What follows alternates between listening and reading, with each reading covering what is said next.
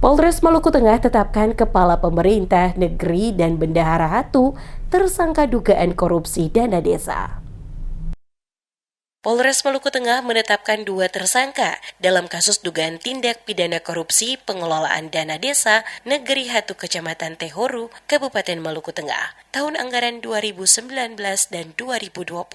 Kedua tersangka masing-masing berinisial AW dan Bendahara Negeri Hatu berinisial ST.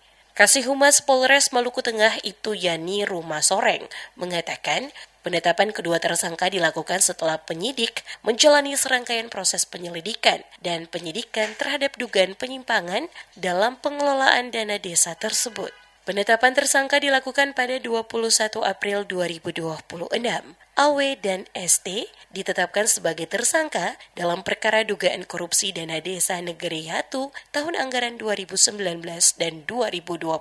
Hal tersebut disampaikan Yani saat diwawancarai wartawan Senin 6 Juli 2026. Menurutnya, kedua tersangka diduga terlibat dalam penyalahgunaan pengelolaan dana desa yang mengakibatkan kerugian keuangan negara. Penyidik saat ini masih mendalami perkara tersebut untuk melengkapi berkas penyidikan dan mengungkap seluruh rangkaian peristiwa sebelum penyerahan berkas tahap pertama kepada Kejaksaan Negeri Maluku Tengah. Kasus penahanan terhadap 2 tersangka ini sudah persiapan pengiriman berkas tahap 1 ke Kejaksaan. Siapa-siapa yang di ini Pak? Yang pertama itu Kepala Desa Negeri Hatu dengan inisial AW dan Bendahara Negeri Hatu dengan inisial ST.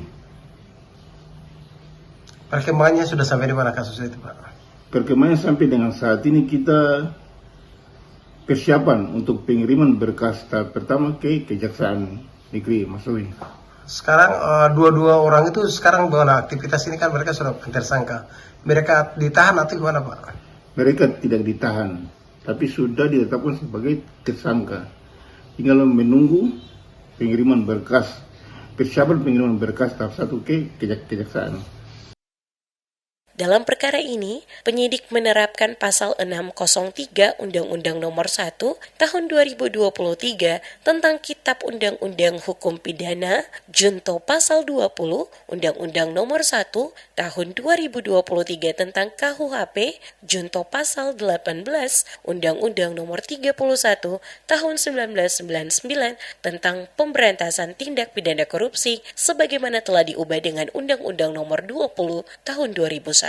Polres Maluku Tengah menegaskan komitmennya untuk menuntaskan penanganan perkara tindak pidana korupsi, termasuk yang berkaitan dengan pengelolaan dana desa guna mendorong tata kelola pemerintah yang bersih dan akuntabel.